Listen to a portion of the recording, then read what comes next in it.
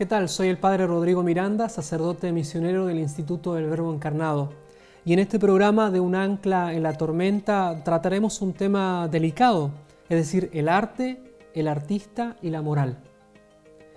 Ocupémonos entonces primero en decir que la actividad práctica de la razón dirigida al bien de la vida humana debe lograrse mediante el ejercicio de la libertad.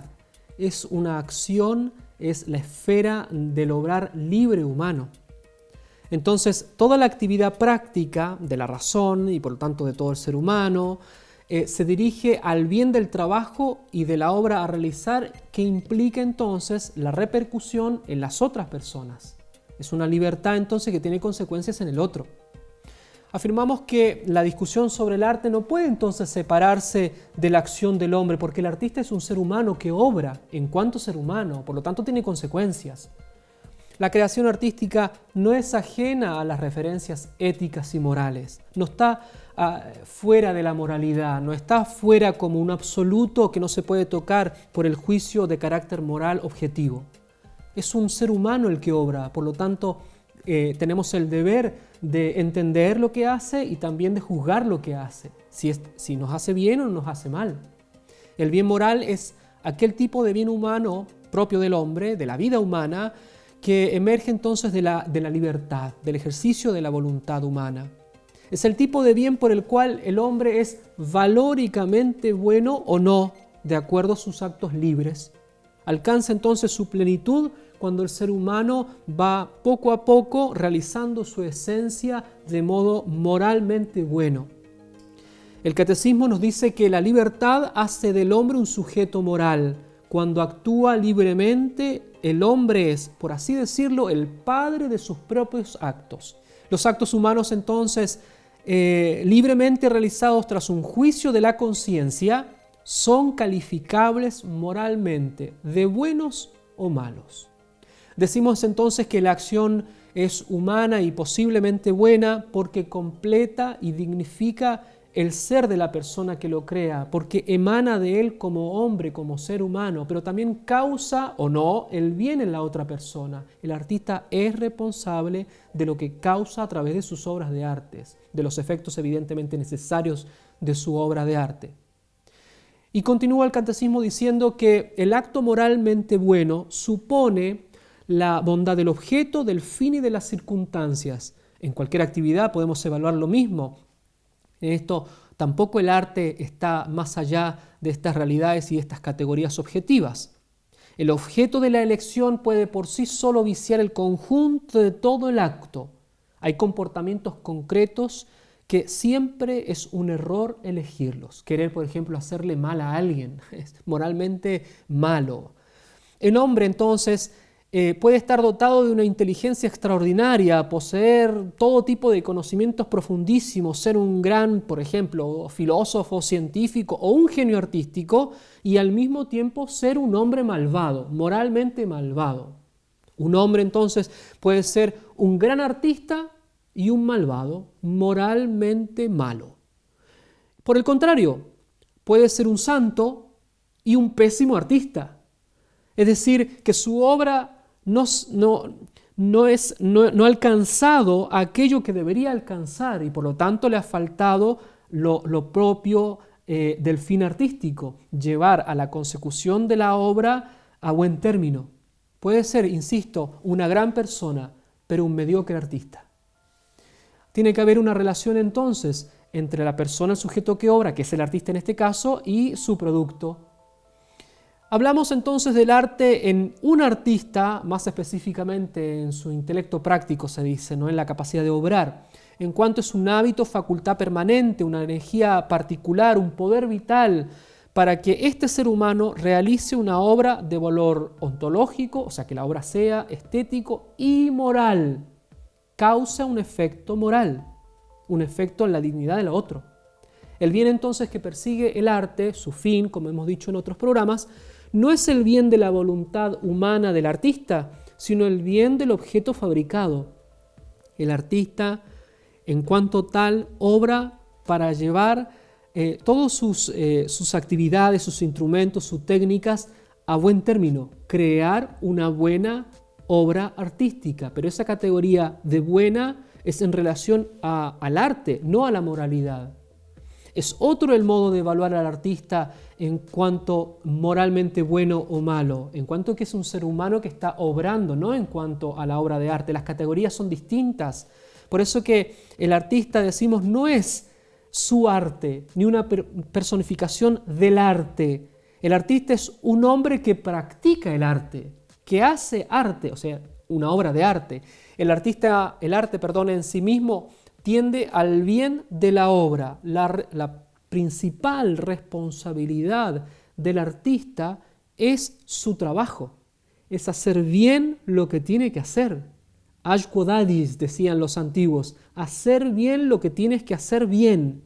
Eso tiene que hacer el artista, hacer bien su obra, con todo ese mundo interior que hablábamos tantas veces en otros programas. Santo Tomás de Aquino, entonces, tratando de valorar esta realidad del artista en cuanto sujeto moral, muy claramente nos enseña que así como hay pecado por desviación del orden al fin, en un acto de arte se encuentra pecado de dos modos, pecado o una connotación negativa, o podemos hacer un juicio moral negativo de lo que se está realizando. Ese es el sentido de esta expresión de Santo Tomás de Aquino.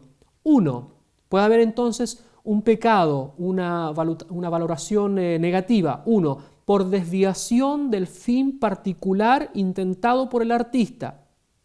En este sentido, lo que se llama pecado en realidad no es en el nivel moral, es el defecto propio del arte, que el artista no hizo lo que tenía que hacer, que se proponía, no hizo una obra buena, la hace mala, deficiente, fallida, fracasada, etc., por falta de su oficio, sea por falta de preparación, por negligencia, por mediocridad, lo que sea. El artista es responsable de eso. Segundo, otro modo, por desviación del fin común de la vida humana, cuando realiza una obra que moralmente causa mal en el otro. Y eso es precisamente el pecado, no en cuanto al artista, sino en cuanto ser humano que obra como cualquiera de nosotros obramos una acción que causa el mal.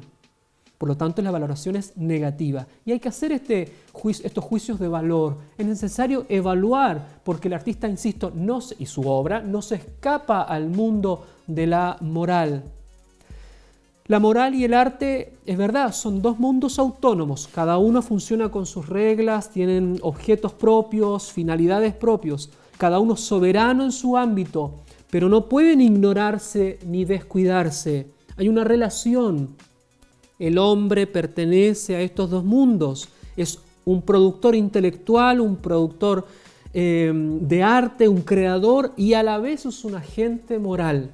Es un sujeto de moralidad, responsable de sus acciones que comprometen su destino y el destino de otros. El artista, antes de ser artista, es un hombre, un ser humano. Y por tanto, el mundo autónomo de la moral es simplemente superior, más extenso que el mundo autónomo del arte. El artista es responsable del bien de la vida humana para sí mismo y para los demás. Si produce un efecto malo, es él el responsable, él es el sujeto moral responsable de esa obra. No puede quedarse a un lado de los efectos que produce. Esto entonces es lo que dice el Papa San Pablo VI en el decreto Intermirifica de los medios de comunicación social, cuando expresa esta idea de la relación entre arte y moral. Las crecientes controversias sobre este tema tienen muchas veces su origen en falsas doctrinas sobre la ética y la estética, el mundo del arte. El concilio, haciendo una alusión entonces al Concilio Vaticano II, declara que debe ser respetada por todos la primacía absoluta del orden moral objetivo, puesto que es el único que trasciende y compagina congruentemente todos los demás órdenes de las relaciones humanas, por dignos que sean, sin excluir el arte. El orden moral es, en efecto, continúa el Papa, el único que abarca en toda su naturaleza al hombre, criatura racional de Dios y llamado a lo sobrenatural, y solamente tal orden moral, si es observado, íntegra y fielmente lo conduce al logro pleno de la perfección de la bienaventuranza. Entendamos entonces que incluso el camino del arte puede ser camino de santidad para un artista, camino de bien moral, de más en mejor. Y no solamente para el creador, no solamente para el artista, sino que puede ser vía de santidad para aquellos que entran en contacto con su obra. Por lo tanto, la Iglesia, en este caso, en la valoración ética, moral del arte, dice que hay un valor ético intrínseco al arte. Ya dijimos, en la determinación de las autonomías de los dos mundos, la responsabilidad del artista, de la finalidad de la obra de arte, etc., pero también aquello que expresa el ser humano artista cuando crea una obra y por lo tanto que tiene consecuencias en la vida moral personal y del otro individuo de la sociedad. Santo Tomás, en una última consideración, dice que en primer lugar el arte no es una virtud en sentido moral, ¿no?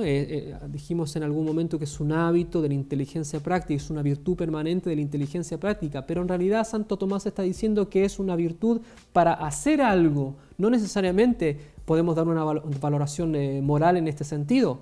Lo que se tiene que evaluar es si acaso el artista ha sido fiel a su trabajo, a la obra que tiene que realizar, si acaso ha cumplido con los fines a los que está llamado como artistas. Secundariamente, el arte es inherente a algún tipo de virtud.